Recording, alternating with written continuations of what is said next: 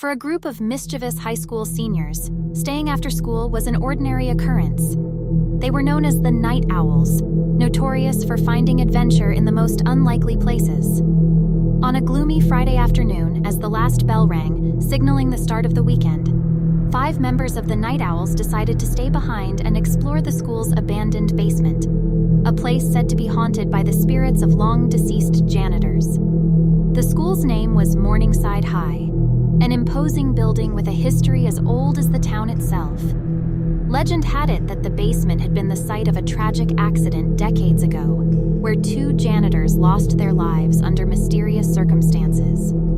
Ever since that fateful day, strange noises, chilling whispers, and inexplicable cold spots had plagued the basement, deterring even the bravest of souls from venturing down. Jake, the group's charismatic leader, pushed open the heavy wooden door leading to the dimly lit stairwell. "All right, everyone, let's do this. Who's up for a real adventure?" he challenged, a glint of excitement in his eyes. The others exchanged nervous glances, but couldn't resist the thrill of the unknown. They followed Jake down the rickety stairs, their footsteps echoing eerily in the dark. With each step, the air grew colder, and an unsettling feeling settled upon them. As they reached the basement, a musty smell filled their nostrils, and they found themselves surrounded by towering shelves of forgotten textbooks, old equipment, and dusty trophies. The dim flickering lights added to the eerie ambiance. Tara, the group's resident skeptic, tried to keep her cool. "This place is just an old basement. There's nothing haunted about it," she said, but her voice quivered slightly. "Just wait until we catch something on camera," replied Tim, the tech-savvy member, as he set up his equipment to record their exploration. Despite their bravado, unease gnawed at their minds, and they decided to stick together. They navigated the labyrinth of shelves, exploring the depths of the basement. But as they turned a corner, they froze in their tracks. In front of them stood an old janitor's locker, its door hanging open as if beckoning them forward. Inside, they found an assortment of rusty keys, torn uniforms, and faded photographs. One photo in particular caught their attention. A picture of 2 smiling janitors, their faces faded but eyes full of life. "Creepy," muttered Emily, the artistic member of the group, trying to shake off the chill running down her spine. As they moved deeper into the basement, strange things began to happen. Shadows seemed to dance in the corners of their vision, and whispers echoed in the darkness. They laughed nervously, trying to convince themselves it was just their imagination playing tricks. But when the lights suddenly flickered and went out, panic set in. Tim's camera caught the terrified expressions on their faces as they stumbled blindly in the dark. "We should have left when we had the chance," Tara said, her voice trembling. Just as they were about to give up and flee, the lights flickered back on.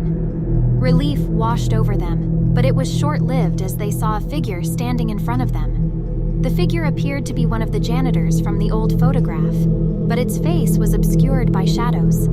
Jake, always the bold one, stepped forward, trying to reason with what he assumed was a trespasser. "Hey, you shouldn't be down here. This is private property." The figure remained motionless, and the air grew colder. Then, with an unnatural speed, it vanished into thin air, leaving the Night Owls stunned and terrified. "This isn't funny anymore. Let's get out of here," Emily pleaded, her hands trembling.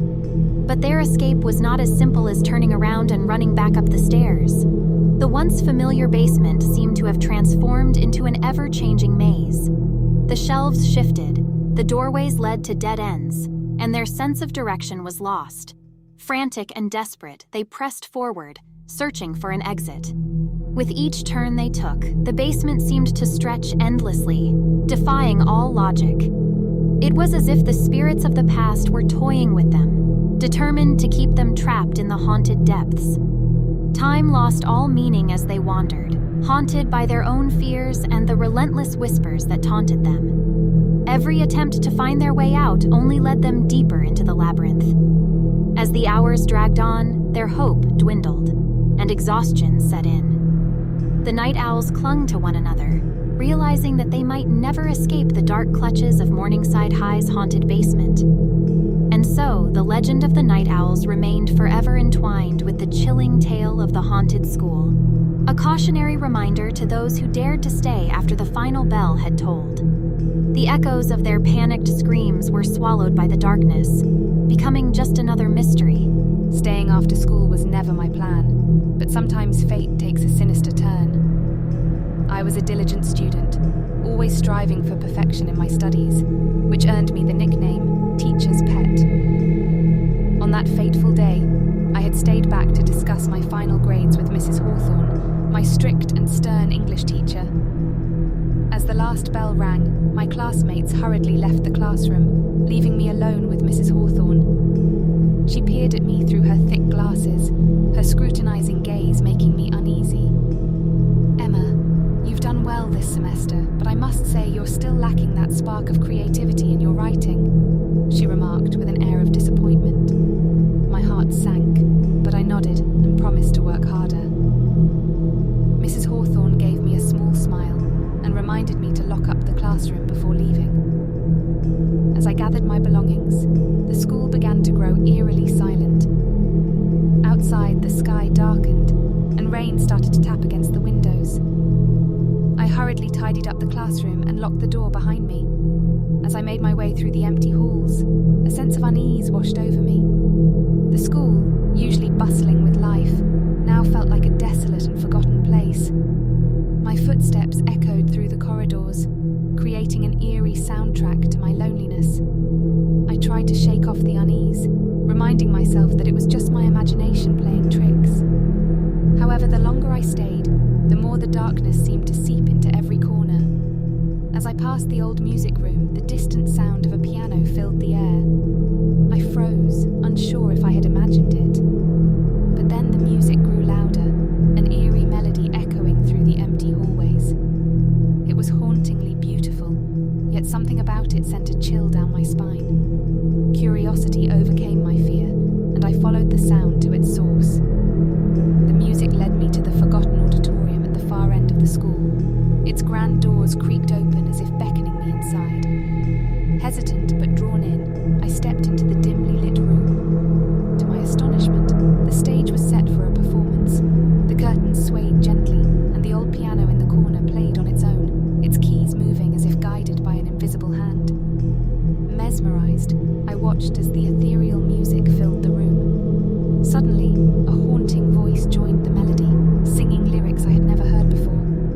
The voice was both enchanting and sorrowful, like a mournful spirit trapped in an endless lament. My heart pounded in my chest, torn between fascination and fear. "Who's there?" I called out, but my voice was barely a whisper against the haunting music. The voice continued to sing, and a faint figure materialized on the stage. It was a young girl with long, flowing hair and a tattered white gown. She glided across the stage as if floating on air, her eyes locked on mine. I took a step back, my breath caught in my throat. "This can't be real," I muttered to myself, trying to convince myself that it was all a bizarre dream. But the music grew louder, and the girl's spectral figure moved closer. Her eyes held a sorrowful longing that sent shivers down my spine. I turned to run, but the doors slammed shut, trapping me inside the auditorium. Panic overwhelmed me as I banged on the doors, screaming for help. But my cries were swallowed by the haunting melody. The girl reached out a ghostly hand, and her touch sent a freezing cold sensation through my body. "Please help me," she whispered, her voice barely audible over the music. Tears streamed down my face as I realized the truth. The girl was not a malevolent spirit, but a lost soul, trapped in this forgotten school. Her unfinished business had bound her to this place, and her only escape was to find someone who could help her find peace. With a newfound resolve, I listened to her story. She had been a talented pianist in life, dreaming of becoming a famous musician. But her dreams were cut short by a tragic accident. She had died in this very auditorium, her soul unable to move on. As I listened, I understood that my purpose was not to run from the unknown, but to help this lost soul find the closure she needed. With her guidance, I played the piano alongside her, pouring my emotions into the music. The haunting melody